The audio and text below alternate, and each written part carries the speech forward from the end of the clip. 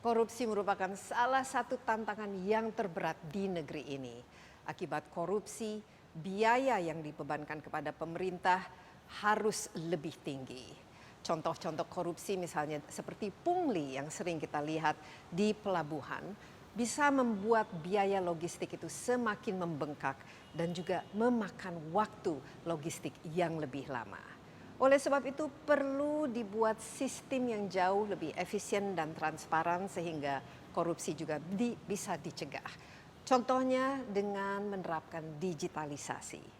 Insight with Desi Anwar saat ini berada di gedung KPK untuk melihat apa-apa saja strategi nasional yang sedang diterapkan oleh pemerintah untuk mencegah korupsi, tapi juga untuk meningkatkan pendapatan bagi negara.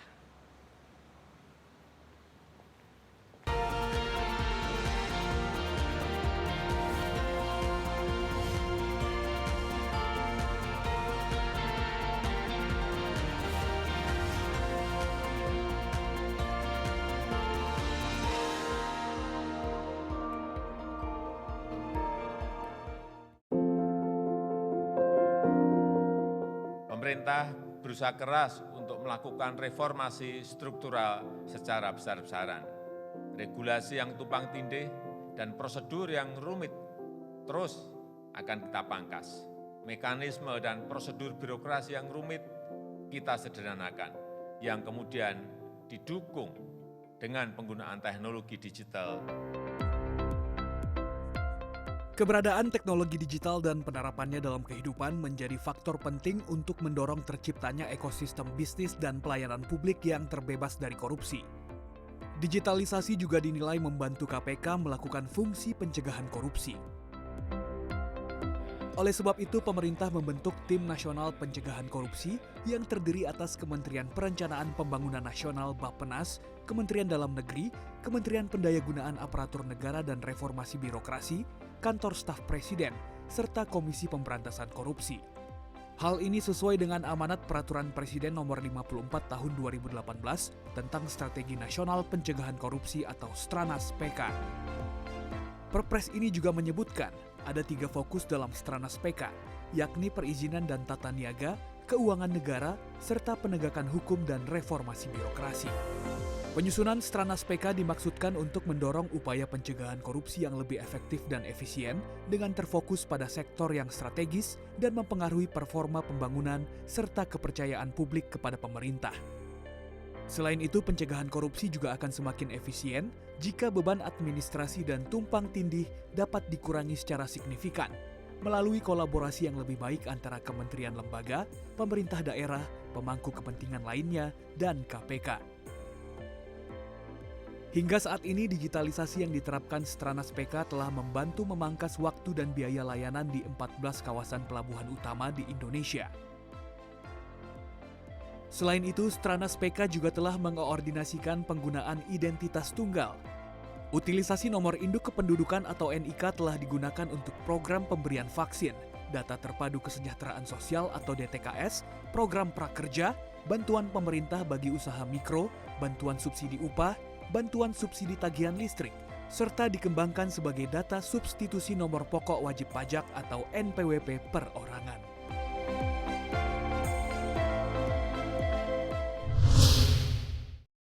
Ya, korupsi ini memang sesuatu yang paling sulit ya di Indonesia ini untuk dicegah dan juga untuk ditangani. Perlu kerjasama yang baik antar lembaga, perlu monitoring, perlu juga koordinasi yang luar biasa yang mau tidak mau harus komit untuk mencegah dan menghilangkan korupsi di Indonesia. Nah, untuk itu tentu saja kita perlu tahu apa-apa saja rencana pemerintah yang seharusnya memiliki strategi nasional untuk memberantas korupsi. Saya sudah ditemani oleh Pak Hala Nainggolan sebagai Deputi Monitoring dan Pencegahan KPK, sebagai Koordinator Pelaksana yang disebut Strategi Nasional Pencegahan Korupsi. Pak Hala, apa kabar?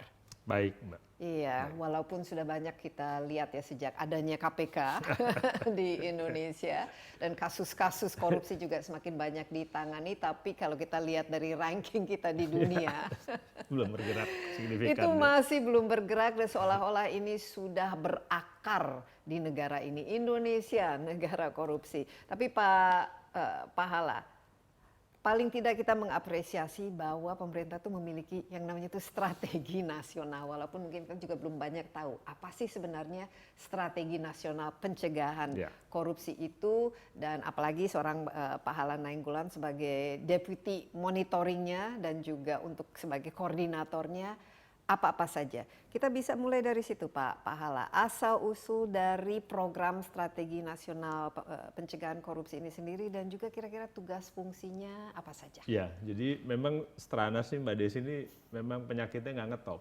Itu kita akui. Kurang gaul. Nggak jelas gitu, orang ini apa Stranas. Jadi secara gampang gini, kalau pencegahan itu, pencegahannya KPK ya, itu udah ada undang-undangnya. Udah jelas dia harus LHKPN, gratifikasi, pendidikan, itu udah jelas.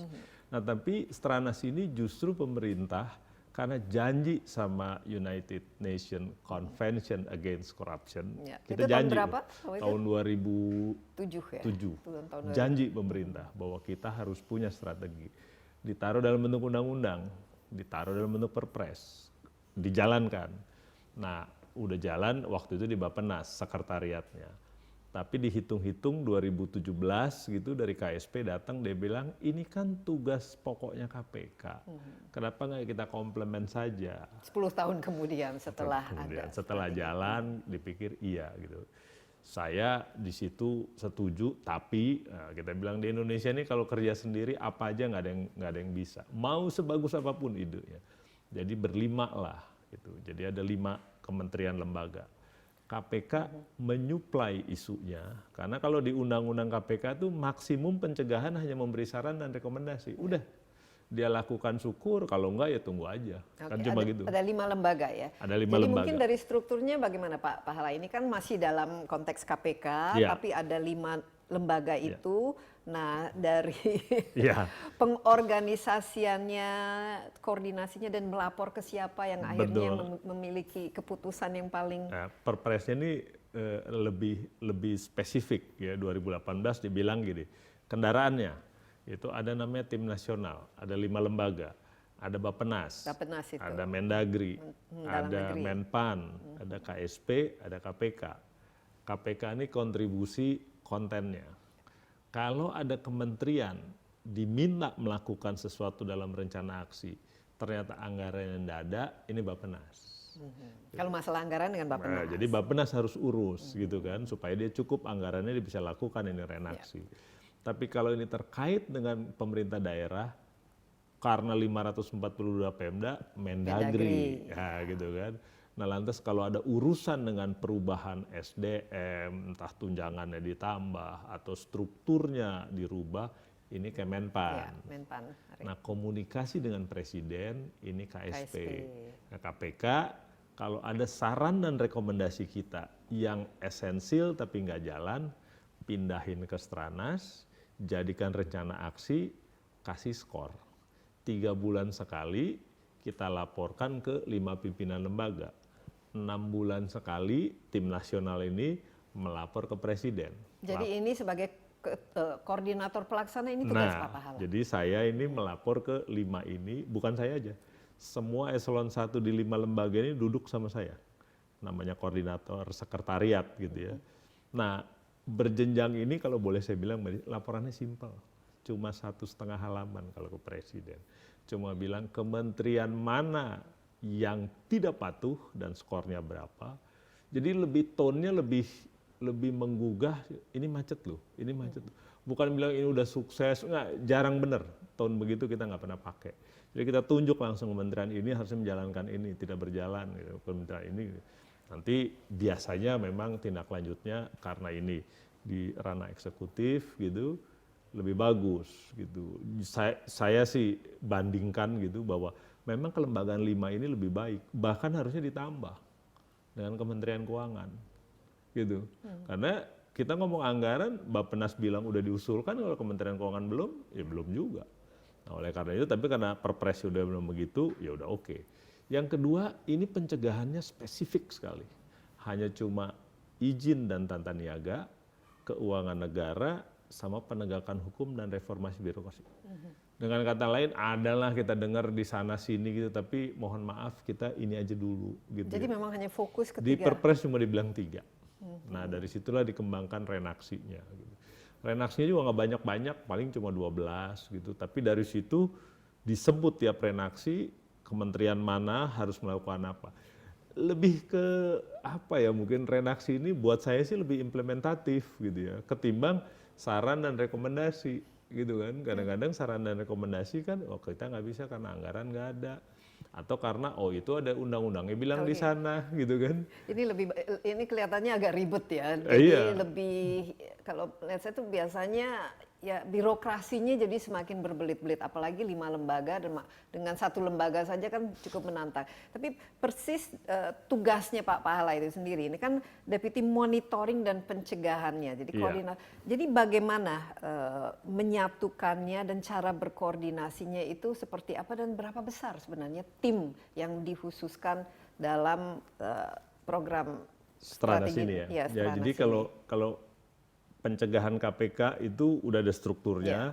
Nah kalau ini lebih ringkes gitu. Jadi coba ada sekretariat, di bawahnya ada namanya tenaga ahli. Tenaga ahli ini harus menguasai setiap rencana aksi dan dia harus punya internal interpersonal skill yang baik. Karena ini cerita koordinasi loh. Kita nggak Paling melakukan. susah biasanya kalau di Nah, negeri ini. di koordinasi. negeri ini Apalagi kan, masing-masing lembaga tuh ego sektoralnya itu tinggi sekali. kalau kan, dibilang ya. regulasinya ada, kita harus begini Pak, selesai itu. Mau regulasi ini nggak efektif lagi sekarang, kita kasih contoh nih supaya lebih gampang saja. Salah satu renaksi adalah pembenahan logistik. Tata niaga ada logistik, pelabuhan, Ya. spesifik. Hanya 10 pelabuhan. Gitu ya. Ditunjuk pelabuhannya yang besar-besar. Coba kita masuk ke dalam sana. 17 lembaga duduk di situ dengan kewenangan masing-masing dan tidak ada komandan. Coba deh ke pelabuhan gitu. Kalau ini barang keluar dari pelabuhan kan sederhana aja targetnya, cepat dan murah. Cuma 2 aja gitu. Tapi coba kalau dia lambat, tunjuk deh siapa yang lambat. Semua bisa saling tunjuk. Oh karantina sih, oh bea cukai sih lama, Iya, imigrasinya saling sih, tuduh-menuduh. Akhirnya kargonya digeser barangnya sana 3 gitu. minggu, 3 bulan bahkan masih Nah jadi tidak ada bersandar. komandan dan 17 lembaga plus tenaga kerja bongkar muat dengan kooperasinya. Jadi kita bilang gimana 18 ini didudukin dan alhamdulillah kalau lihat Stranas gitu plus Menko-Menko-nya, Menko Perekonomian, Menko Marinvest gitu. Jadi ini kita bilang super koordinasi. Jadi Menko-nya udah turun gitu, di Stranas juga udah ada gitu. Untuk ngedudukin bareng gimana ini supaya barang keluar cepat dan murah. Nah, yang menyusun strategi ini dari pihak Tim Stranas. tim Stranas itu. Kita juga ada di eselon 2 kementerian terkait, kita undang, ini teknis. Ya. Apa aja sih yang bikin pelabuhan ini supaya cepat dan murah gitu. Oh pergerakan kargo dari 11 gitu, kalau diturunin jadi 2, ini sekian persen. Kalau karantina dengan bea cukai, imigrasi digabung, sekali periksa lewat, selesai, oh ini bisa lebih cepat. Truknya itu kalau masuk bawa kontainer, keluar harus bawa kontainer juga gitu. Itu lebih efisien. Sedetail itu Mbak. Kita barisin dan kita tunjuk siapa. Jadi memang 5 lembaga ini agak rumit, apalagi pelaksana renaksi banyak, tapi untungnya kerjaannya eksak. Siapa ngerjain apa, kapan, itu udah kayak checklist mungkin kalau kita bilang. Tapi tim yang dibawa Pak Pahala sendiri ada berapa orang? Tim yang ringkes ini? Jadi dengan- renaksinya ada 12 gitu ya. Tiap renaksi 1 atau 2 tenaga ahli, lantas kita punya komunikasi, kita punya monitoring, evaluasi. Mungkin sekarang sekitar 25 orang. Dan ini bukan pegawai negeri. Bukan Ini orang-orang pegawai KPK, profesional orang semuanya. profesional. Oke, ini menurut saya ini menarik sekali contoh dari pelabuhan ini karena salah satu yang membuat Indonesia juga bukan menjadi pilihan bagi para investor itu biaya logistiknya tuh besar sekali, red tape-nya, birokrasinya berbelit-belit dan ya itu tadi ada pungli, dan juga kadang-kadang untuk mendapatkan izin masuk keluar saja bisa berminggu-minggu. Jadi begitu dia masuk, kalau saya bilang gini, digitalisasi itu menolong Anda loh. Kalau ada yang telepon nitip-nitip, kan bisa berlindung gitu. Belum keluar bos dari sini, coba ngomong apa dia. Gitu kan? Atau malah yang melambat-lambat kan nggak bisa.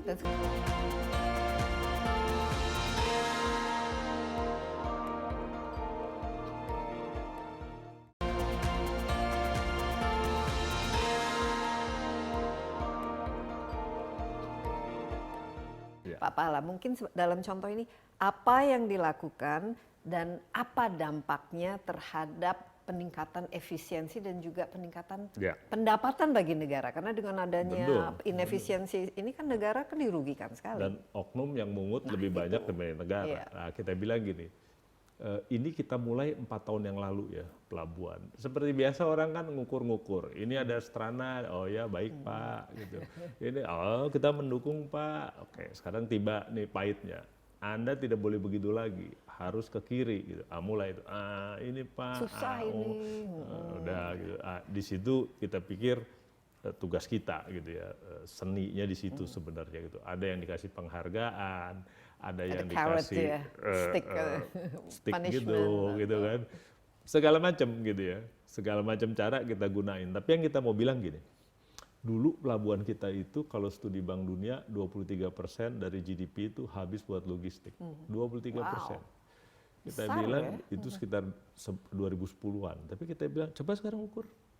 Dari Pelindo sendiri datang ke Bank Dunia minta mengukur. Berapa sih sekarang gitu? Ini berbuah banyak, ini akhirnya Pelindo coba hitung. Menurut mereka, turun setengah di pelabuhan. Saya pikir jamnya, ini baru keluar nih dari UN Trade gitu. Indonesia udah deket loh sama rata-rata dunia. Keluarnya barang dari pelabuhan udah 24 jam keluar. Bisa. Rata-rata dunia 20. Yang membanggakan ini saya baru mengapresiasi para stakeholders pelabuhan. Kita bilang, Inggris segala udah kalah sama kita. Ya Piala Dunia sih kita belum main ya. Tapi kalau kelas pelabuhan jangan dibilang dia lebih baik, enggak loh. Kita udah dekat di dunia dan udah 20 besar dunia. Dan kalau memang terbaik. barang bisa keluar dalam 24 jam itu memang jauh lebih terbaik, bagus. Kita bilang. Tapi coba lihat gimana ngurusnya gitu kan. Ya, saya kasih contoh misalnya tenaga kerja bongkar muat. Ya, dia kan dulu bilang, nih barang datang, saya taksir berapa ongkosnya, baru saya keluarin, dikerjain gitu kan. Kita bilang nggak bisa. Ini barang datang jam 11 malam. Nggak bisa dari jam 8 sampai jam 5. Kapal-kapal kelas dunia yang bawa 2000 kontainer dari Yokohama, nggak bisa. Dia model-model gitu. Saya di sini sehari, ya harus sehari. Lah kalau buruh bongkar muatnya baru menaksir besok pagi, nah kapan akhirnya datanglah kapal yang lebih kecil. Karena bawa kren sendiri di dalam. Yang dibawa kontainernya lebih dikit. Udah pasti lebih mahal biaya kontainernya. Ini yang kita bilang sekecil itu aja kita perhatiin. Nah itu how-nya, itu sekarang bagaimananya dan apa kira-kira perubahan yang paling besar. Tentu saja di sini ada SDM-nya jauh lebih profesional. Tapi kan sistemnya, biasanya kan harus lihat itu lognya, sistem pembiayaan, data-data yang keluar masuk. Nah ini kan biasanya yang dijadikan alasan untuk berbelit-belit. Pada digitalisasi. Jadi kita bilang semua perbaikan sistem harus ada perubahan dari bisnis proses sehingga dia bisa digital. Ini bukan elektronifikasi, bukan digitalisasi. Semua online. Ya, jadi kita bilang kapalnya mau datang, itu dia submit satu message dan semua udah selesai. Kapan saya sandar, di mana kontainernya ditaruh, nanti imigrasinya jam berapa, custom jam berapa. Jadi pergerakannya barang itu sekali ditaruh nggak dipindah ke imigrasi, pindah ke sana, pindah gitu. Dan sekali submit aja. Kita bilang lo di luar negeri nggak ada lo agen pelayaran. Pemilik kapal jadi aja ini langsung. semua dipangkas ya? Dipangkas. Jangan pikir orang bahagia Mbak Desi, saya mah cerita ini enak-enak aja. Yang di lapangan sih setengah mati, ngomel iya gitu. Boleh lah kalau berani silakan, kira-kira gitu ya. Jadi maksud saya dan bisa itu ternyata kalau memang. Betul. Jadi saya lihat ini kan kalau korupsi atau kesempatan untuk pungli dan lain sebagainya, itu kan berarti memang ada peluang, ada loophole dalam sistem. Coba saya ingin Pak Pahala cerita ini bagaimana, karena kita tahu misalnya orang Indonesia sering buang sampah sembarangan. Pas sampai ke Singapura paling rajin buang sampah di tertib.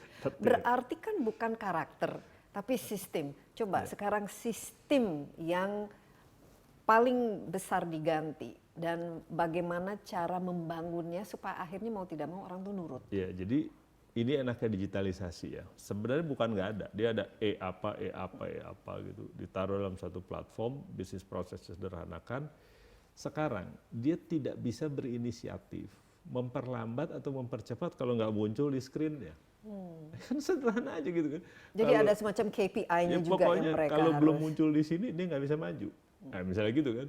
Tapi kalau udah muncul dia nggak bisa duluin yang belakang misalnya gitu. Hilang kan gitu-gituan. Orang bayar sekali aja. Jangan bayar di sini, nanti giliran karantina bayar lagi. Belum di giliran bea cukai bayar nanti, lagi. Ya, belum gitu-gitu. imigrasi, belum. Kita bilang bisa loh Indonesia disatuin. Bisa 14 pelabuhan tuh single input aja. Input selesai semua. Jadi ada 14 pelabuhan sekarang semua sudah Kita online pakai, dalam satu sistem. dalam Pelabuhan satu mana-mana saja itu yang besar-besar, besar? yang pasti kalau di sana Belawan gitu ya, lantas yang jelas Tanjung Priuk, Banten gitu, sampai ke timur ke Makassar. Kita memang belum ke lebih banyak yang logistik mahal itu sebenarnya di Indonesia Timur. Volume kecil, tapi banyak manualnya. Nggak berani orang invest crane. Kita tanya Pelindo kan, kenapa nggak berani invest? Ya orangnya banyak. Saya kalau invest nanti dia nggak ada kerjaan. Sebenarnya bisa dia invest orang banyak kalau volumenya makin banyak. Kan gitu kan, ini mana yang duluan gitu kan. Dan ini selama berapa tahun untuk menerapkan sistem yang Udah 4 baru tahun. ini? Digitalisasi 4 tahun. mulai 4 tahun yang Iya, lalu. jadi- Dampak yang paling terasa selain mengurangi ya waktu kapal bersandar ini apalagi? Apakah mengurangi jumlah orang, mengurangi Yang jelas proses lebih cepat dan berarti kan lebih efisien kan? betul, dan kita bilang gini, ini nih kita jangan kayak birokrat, ceritanya sukses terus. Yang paling gampang, panggil asosiasi truk, asosiasi importir buah atau apa, panggil, dudukin, coba tanya, apakah mereka mau bayar lebih murah, apakah barang keluar lebih cepat. Kalau ini beneran ya, alhamdulillah dia bilang iya. Jadi begitu dia masuk, kalau saya bilang gini, digitalisasi itu menolong Anda loh. Kalau ada yang telepon nitip-nitip, kan bisa berlindung kita. Belum keluar bos dari sini. Nah, coba ngomong apa dia? Gitu kan? Atau malah yang melambat-lambat kan nggak bisa juga. Dan sekarang kan semua bisa dilacak ya kalau di mana paket Di mana saya. itu, Mbak? Terus stucknya di mana Betul. kan yang tanggung jawab Jadi siapa kan? mindah-mindahin barang segala macam tuh minimum sekarang. Kalau dalam Jadi pergerakan. penghematan dari segi cost itu berapa persen dengan adanya digitalisasi dan efisiensi seperti ini? Dia bervariasi pelabuhan dan bervariasi jenis barang. Yang jelas kalau kontainer, yang paling sering kontainer gitu, mungkin sekarang udah hampir setengahnya dia hilang gitu ya. Karena ya ini karena pungli, bisnis prosesnya ya, lebih cepat lama, aja dan udah. semakin lama semakin Betul. Dan mahal. pergerakan kontainer kan minimum jadi dari 11 jadi 2 aja. 2 kali digeser udah keluar. Gitu. Plus juga ya kita bilang truk masuk kosong, keluar baru bawa. Sementara ada yang masuk bawa, keluar kosong. Ngerubah itu aja dengan organda, gitu. Itu setengah mati. Ya saya gimana, truknya udah banyak, kalau nggak bisa masuk kosong atau keluar kosong, pokoknya masuk isi, keluar isi. Kebayang kan tuh di jalanan kurang setengah tuh. Ya. Iya kan? Karena semua harus ada isinya. Tapi pelan-pelan kita bilang, ya boleh kalau emang mau masuk, kita digital aja. Kalau Ini Anda termasuk perizinan juga ya? termasuk Setelah- perizinan. Jadi semua tuh sekali pukul kita bilang single input aja gitu. Jadi betul-betul one roof lah ini. Nah salahnya kita nih, kita lalai bilang sama masyarakat, Mbak Desi deh, Iya, kita kalau juga cerita belum pelabuhan tahu, ya. masih bilang udah kebayang tuh, Iya, pakai wah, jasa ribet. aja, pakai biro jasa aja, nggak berani kita yang punya barang gitu. Kita bilang sekarang sudah gitu ya, kita masih ada beberapa agenda yang belum selesai, tapi agenda komunikasinya seluruh stakeholders itu duduk, antara lain di acara kayak ini, Hari Anti Korupsi, kita duduk, ya kita sampaikan sama-sama ke masyarakat. Nggak usah kita yang bilang bagus, ini testimoni orang-orang aja lah, asosiasi importir, asosiasi transporter gitu kan, yang punya barang, yang punya kapal, ya, ngomong deh. Gitu. Iya. Sambil bilang juga, di mana juga yang belum jalan gitu ya, karena kita juga nggak bilang ini jalan sempurna. Sekali lagi komunikasi pemerintah yang jelek, ya kan gitu kan. Iya. Koordinasinya udah, mengkomunikasikan ke bawah, ceritanya kita akan dihapus. Padahal kita bilang, loh Anda mau dijamin dapat BPJS Kesehatan dengan BPJS Tenaga Kerja. Jadi kalau tua dapat pensiun, kalau sakit pasti divaksin. Iya.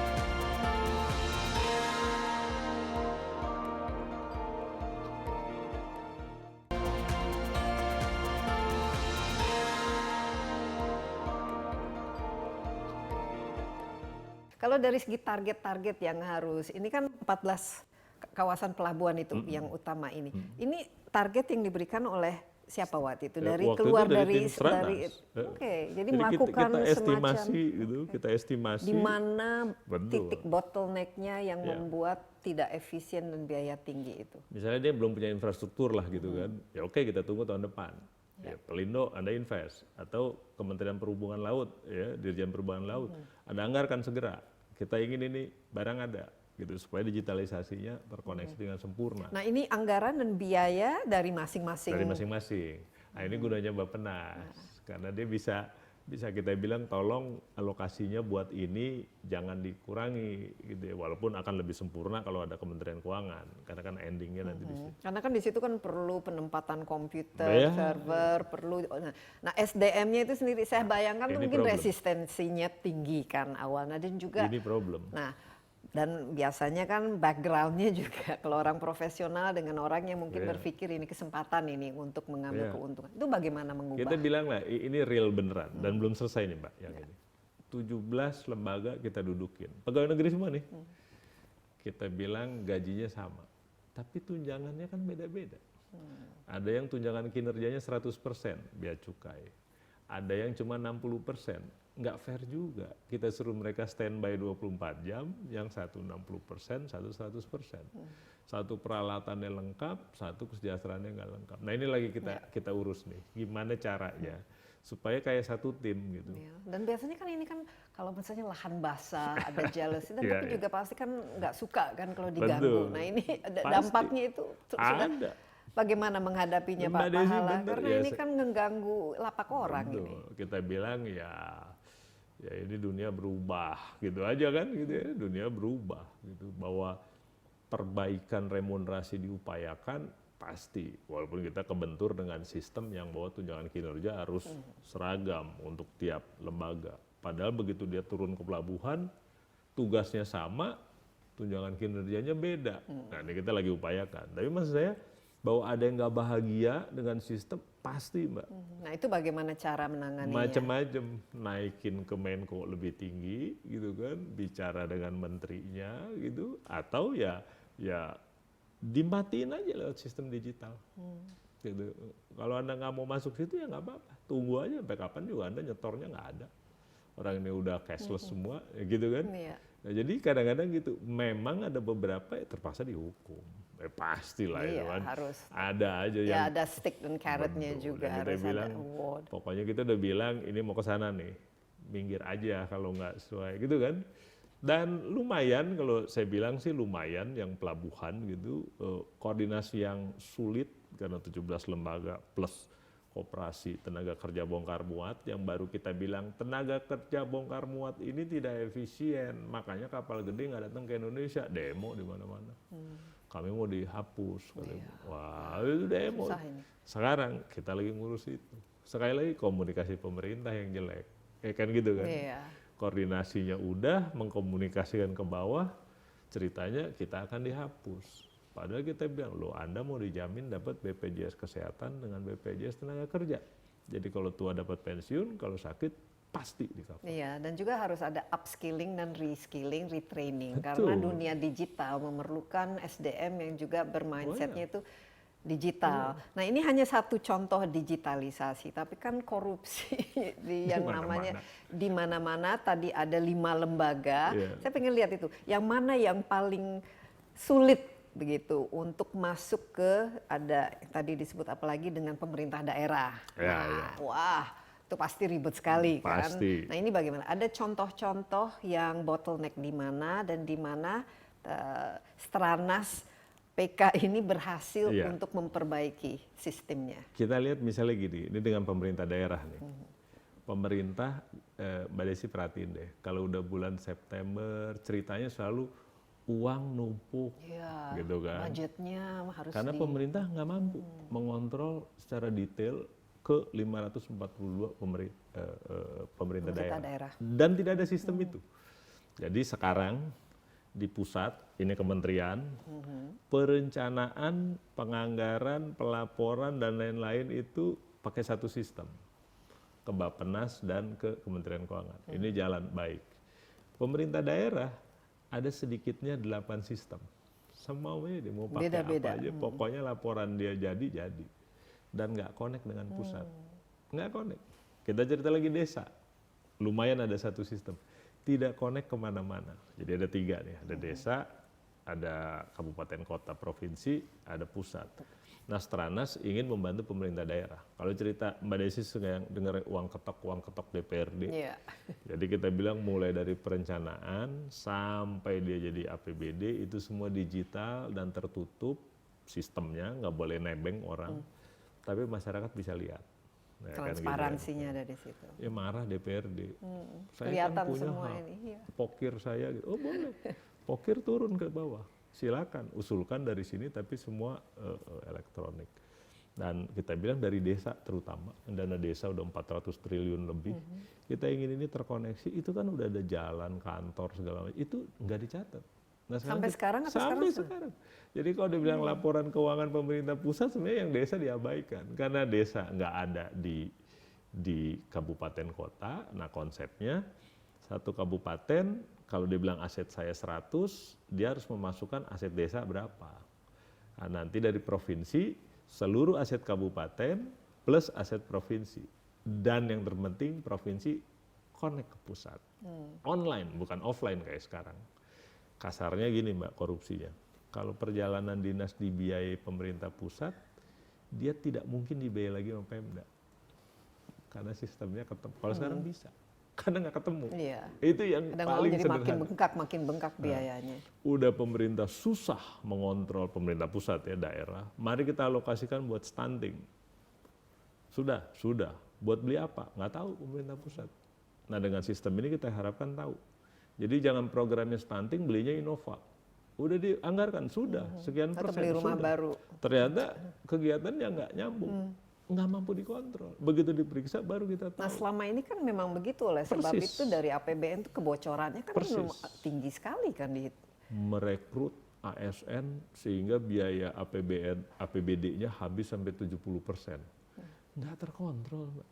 Nah dengan sistem yang digital ini, terintegrasi, bisa dikontrol dari pusat. Kapan sistem ini, apakah sudah dirancang, apakah sudah ada blueprintnya, dan Sudah. kapan kira-kira akan diterapkan, dan ini harus rentak kan mau tidak mau, karena Harus. kalau online Betul. tidak bisa parsial kan. Nggak bisa pilot lah kalau kita. Nah jadi yang dari desa connect ke kabupaten, itu untungnya di desa satu sistem, namanya sistem keuangan desa. Ada ya Ada, sistemnya, udah. dan itu sudah online sekarang. Sudah, jadi bukan online, artinya ada elektronik terintegrasi ya, di desa. elektronik. Nah, tinggal dia masuk ke kabupaten. Kita bilang udahlah realistis saja lah masuknya. Kalau bisa diekspor aja udah cukup lah. Gitu. Tapi paling enggak di kabupaten ada. Itu terus naik dan dia real time. Jadi kita bilang teknologi yang terbaru lah gitu. Kalau pakai cloud server ya cloud lah. Jangan Pemda suruh beli server. Itu jadi ladang korupsi yang lain. Iya nanti ini ada, gitu kan. ada lagi.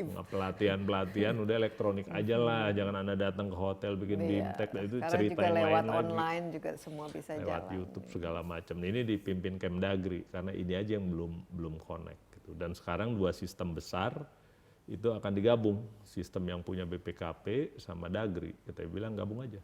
Nggak mungkin ada 2 sistem gitu, Pemda ngerjain 2 sekarang. Jadi ini dari desa naik terus sampai nasional. Jadi kalau dibilang laporan keuangan pemerintah itu udah ada Betul desa. sampai titik sepeser desa. pun yang untuk apa itu ada ya. Nanti. Iya, jadi Kapan? udah kelihatan. Ini? Itu kita sekarang sudah, yang Berapa kalau yang persen pusat nih? udah ya, Bappenas sama Kementerian Keuangan ini udah nyambung. Sudah nyambung. Nah tinggal yang dari kabupaten kota provinsi itu nyambung ke pusat. Kita targetkan tahun depan udah harus selesai. Karena ini fair saja saya. 3 tahun nggak bergerak. Karena apa? Karena COVID Ego atau sektoral. karena? Oh karena itu ya ego sektoral itu. BPKP bilang sistem kami udah jalan di 400 Pemda. Saya bilang, tapi Anda tidak punya wewenang. Wewenangnya di Dagri. Yang punya wewenang tidak punya sistem. Atau sistemnya aja.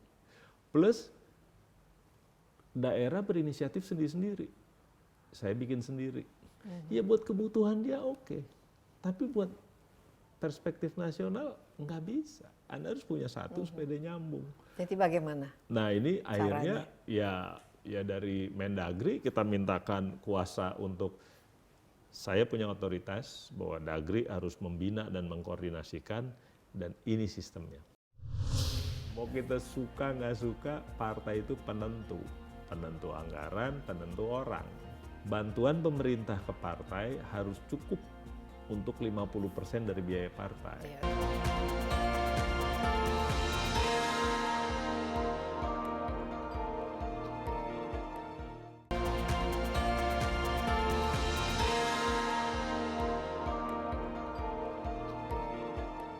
Jadi target tahun depan semua sistem pelaporan keuangan dari desa sampai ke nasional pusat itu jalan satu. Apa nama sistemnya? Nanti ada namanya nggak?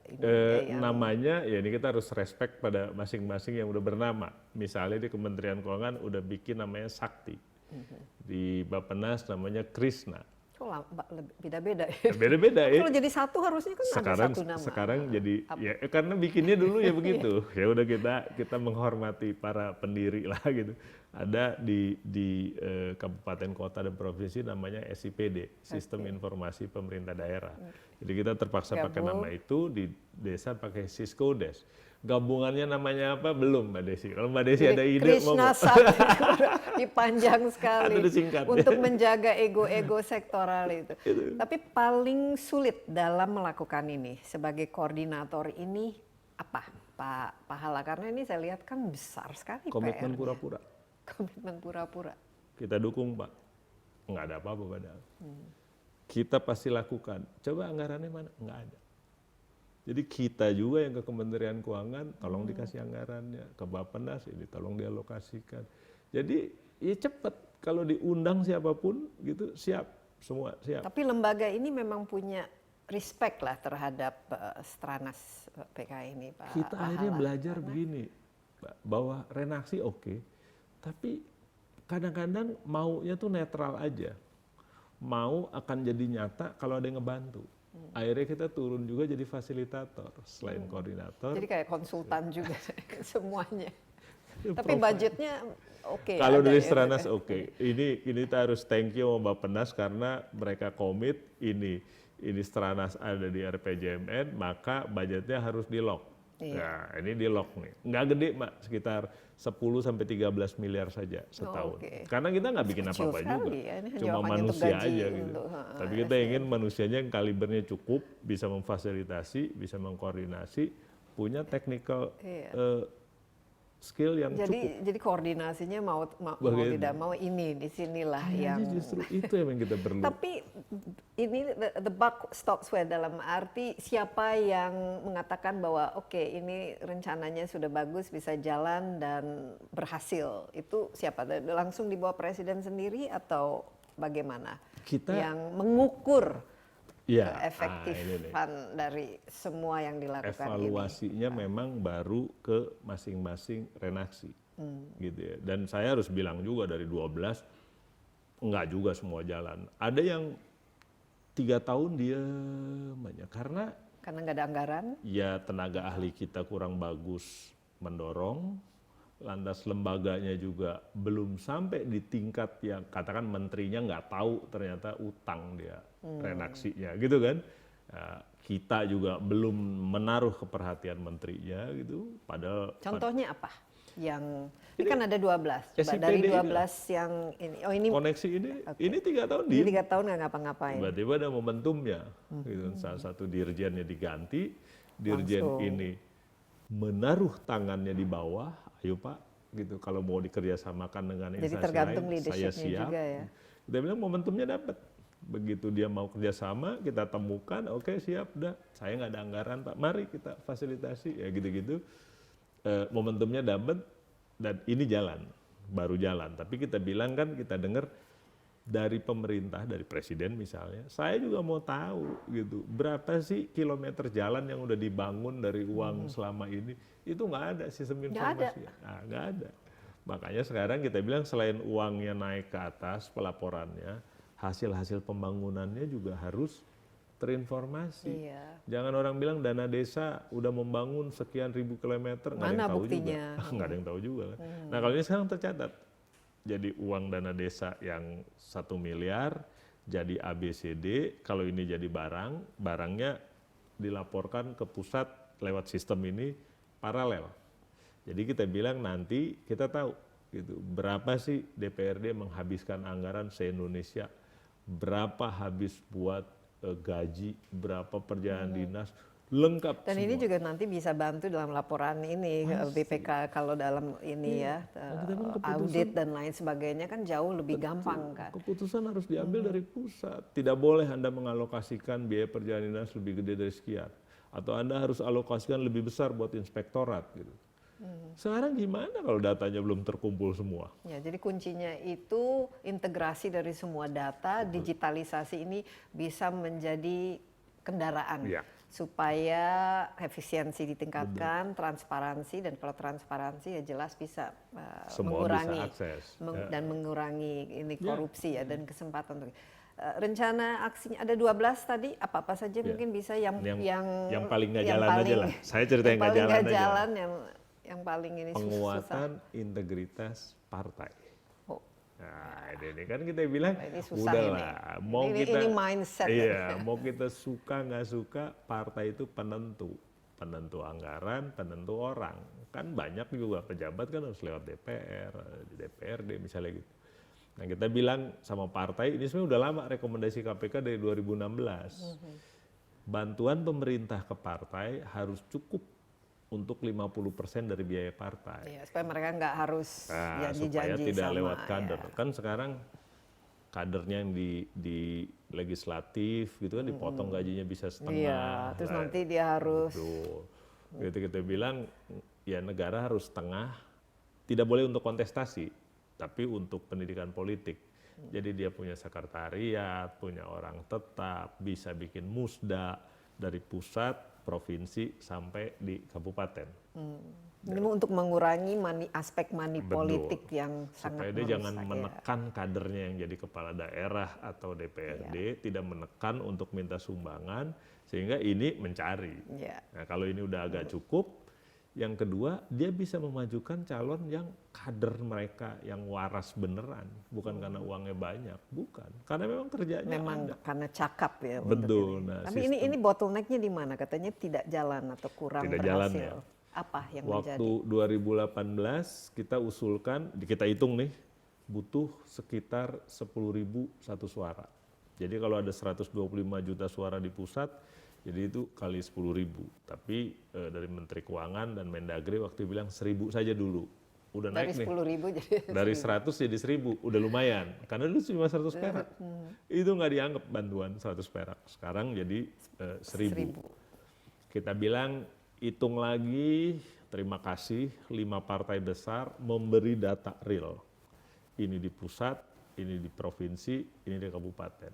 Gitu. Ini memberi data, Golkar, Gerindra, PDI. sebenarnya partai nggak perlu Nasdem. dibantu juga dari segi keuangan kan? Justru Keuangannya kan yang justru lebih jelek. kecil, oh ya? Karena Bukannya kita partai bilang yang gini, kecil-kecil yang justru. ini dinaikin bantuannya tapi nggak gratis. Anda harus mengimplementasikan yang namanya sistem integritas partai politik. Dalam memang ini kalau 10.000 tapi syaratnya berat, apa nih syaratnya? Kita terangin. Rekrutmen kader terbuka, rekrutmen pejabat publik yang mereka itu terbuka, ada etik dan dijalankan. Ada mahkamahnya, ada putusan. Yang lebih pahit nih, keterbukaan keuangan partai. Oh, susah itu nanti. Demokratisasi internal.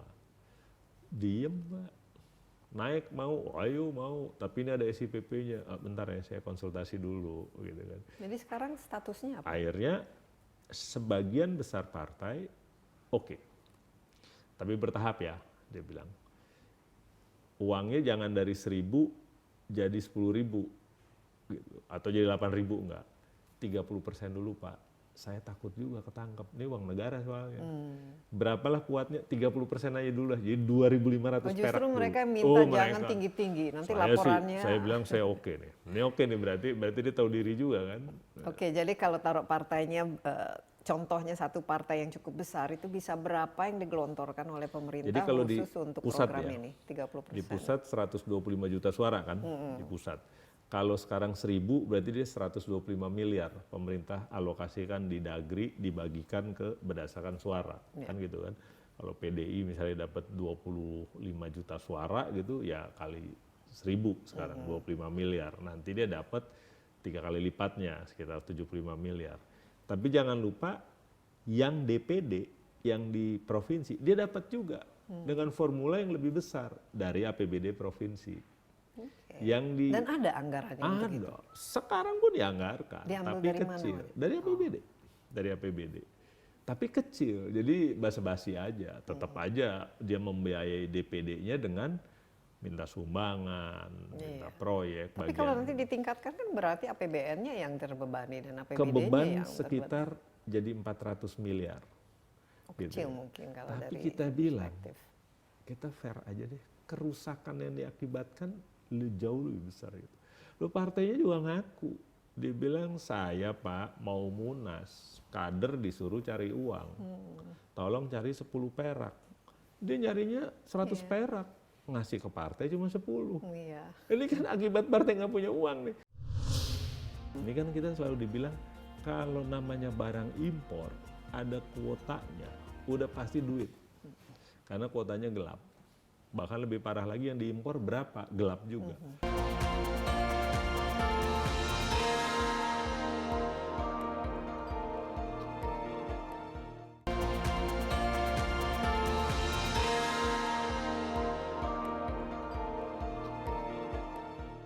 Saya lihat ini yang paling sering istilahnya dimainin tuh masalah ekspor impor, ada kuota ini dan lain sebagainya. Ini apalagi kita negara yang banyak sekali mengekspor komoditas kita, harga komoditas juga sudah semakin bagus, dan kita juga masih sering sekali melakukan impor-impor. Kadang-kadang nggak perlu-perlu juga kita impor. Nah, ini bagaimana untuk mengurangi beban ke negara ini dengan inilah korupsi ataupun pungli. Jadi kalau kita bilang ekspor ini sebenarnya kita sumber daya alam komoditinya. Kita spesifik lah batu bara gitu. Yang lagi naik daun ini. Yang lagi harganya 3 kali lipat di luar, tapi yang kita pastikan negara dapat nggak? Nah, ini penerimaan negara nambah nggak? Kan gitu kan? harusnya. Betul. Nah, kita udah sering dengar lah semua orang tuh tentang gimana batu bara gitu.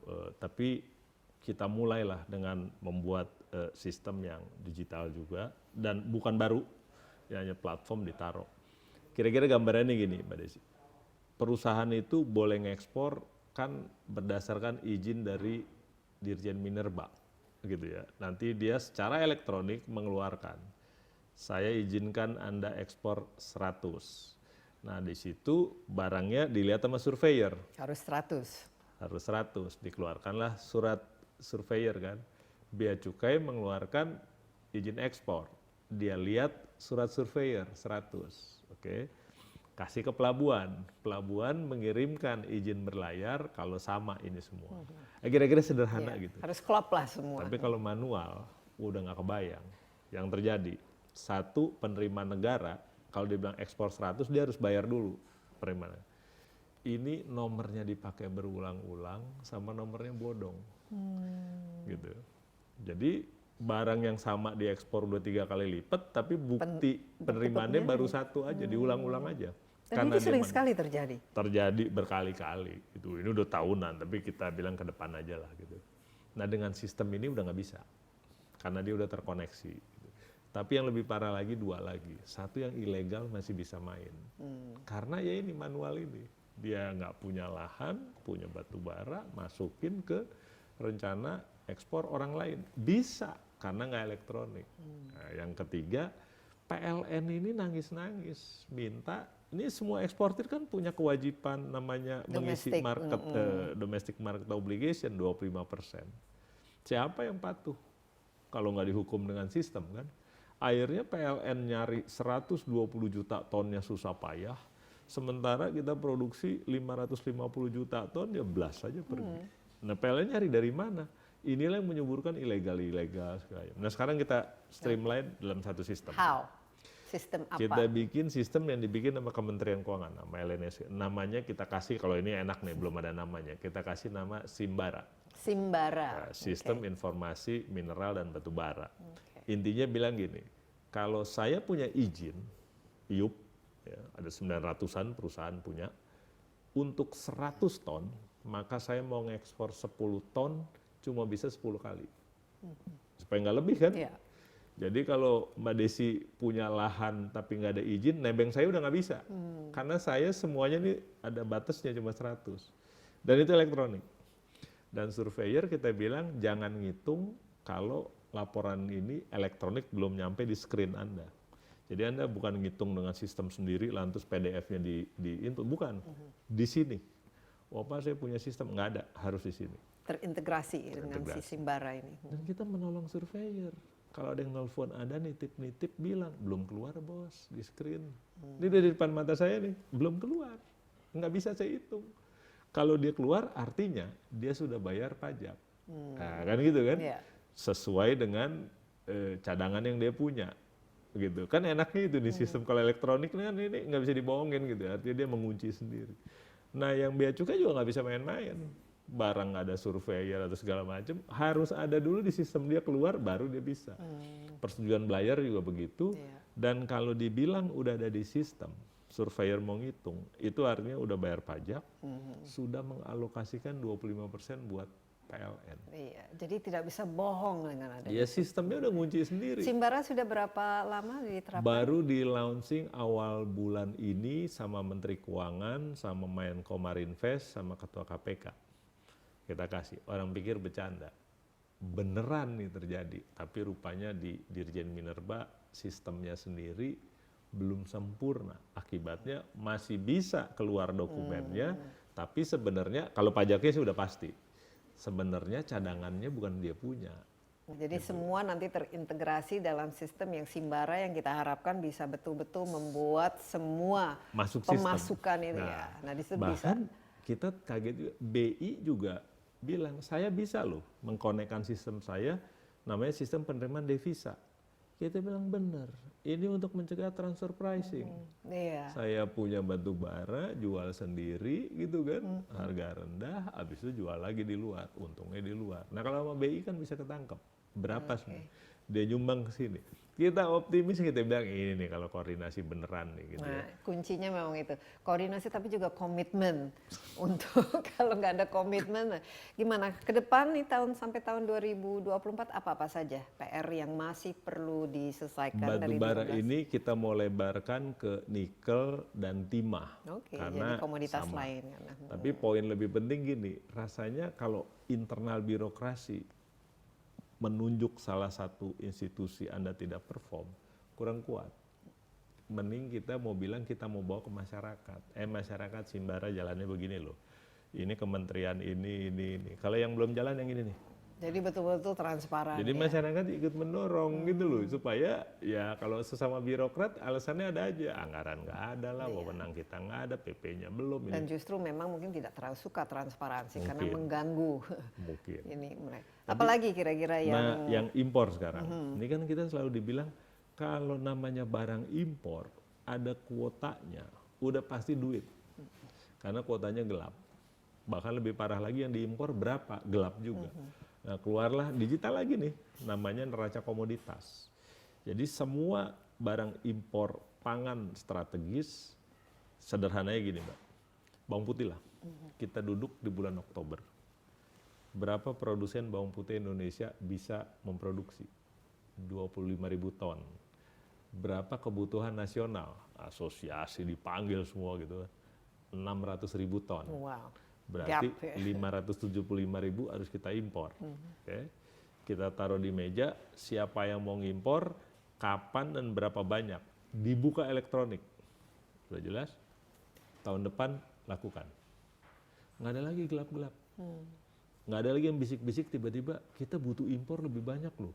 Bukan 600.000, 700.000. Nggak ada. Ternyata ada penimbunan di mana. Ya, karena di depan udah. Nah kita lihat nih sekarang kasus beras. Ini perlu impor, ini enggak. Dengan neraca komoditas itu selesai. Karena di awal udah duduk semua di bulan Oktober. Pak Hala, mungkin kata terakhir kira-kira dengan adanya Stranas PK ini, Strategi Nasional Pencegahan Korupsi ini, apakah korupsi betul-betul paling tidak bisa diberantas di Indonesia? Harapannya kalau sekaligus enggak. Tapi kalau beberapa sektor penting gitu yang perpresnya kan minta hanya 3 sektor saja, perizinan tata niaga, keuangan negara, sama penegakan hukum gitu ya. Kalau yang di situ kita pikir itu bisa, maka nanti efeknya bisa lebih panjang. Makanya kita bilang kayaknya digitalisasi, kayaknya koordinasi nih, kayaknya partisipasi masyarakat terus dibuka nih untuk mendorong, kan cuma digital yang bisa masyarakat protes. Nah gitu, nah kita bilang ini birokrasi nggak fasih untuk 3 ini, gitu ya. Makanya kita bilang ya udahlah lewat Seranas gitu, koordinasinya kita jalankan dengan para Menko, dengan menteri-menteri, dengan yang lain gitu. Kalau harus keras-keras, kalau dikasih insentif kita kasih gitu kan, kalau dikasih disinsentif, segala cara lah gitu ya. Tapi ada yang nggak sukses kita harus bilang iya. Gitu. Tapi kalau ada yang sukses kita bilang juga, ini bagian lemah kita. Gitu. Untungnya orang nggak tahu Seranas. Jadi kalau yang nggak sukses nggak ada yang tahu juga. Ini kan Mbak Desi yang tahu, SIPD belum jalan gitu kan. Baik, terima kasih banyak Pak Pahala. Ini insight-nya sangat-sangat menarik, penting, dan juga tentu saja edukasi dan komunikasi yang penting kita ketahui. Dan memang kalau menurut saya ini kunci ya dari pengurangan atau pencegahan korupsi itu ya. Digitalisasi memang sudah tidak dipungkiri ya, tidak bisa bohong. Kita sudah di-lock dalam sistem yang betul-betul transparan. Semua orang bisa lihat, semua orang bisa tahu ini dari hulu ke hilirnya, apa penggunaannya sampai kemana, dan yang penting lagi adalah dibuka terhadap publik. Ini di mana demokrasi kita bisa betul-betul bisa berjalan dengan baik ya. Kita semua bisa mengawasi anggaran yang digunakan oleh pemerintah dan juga oleh semua aparat yang karena di sini biasanya kelemahan dari korupsi itu, ini kan korupsi kerugian untuk negara. Kerugian jadi negara, nah ini yang harus kita bisa cegah dengan digitalisasi, transparansi, tapi juga penting yang tadi ya, koordinasi yang lebih kuat, paling penting, dan komitmen. Sekali lagi Pak Pahala, terima kasih banyak, sukses, dan kita harapkan kerja keras dan kerja baiknya terus-menerus bisa berdampak secara minta bantuan positif. Media juga ikut. Pasti. Gitu, karena ada berita baik iya, ada berita buruk iya. Yang penting memang berdasarkan fakta dan aktual. Dan kalau ada datanya, ada buktinya, pasti kita akan sampaikan, karena ini informasi yang sangat-sangat perlu. Ya, demikian Insight with Desi Anwar kali ini. Jangan lupa Anda juga dapat menyaksikan acara ini di cnnindonesia.com dan juga lewat YouTube Insight with Desi Anwar. Terima kasih atas perhatiannya. Sampai jumpa. Bye.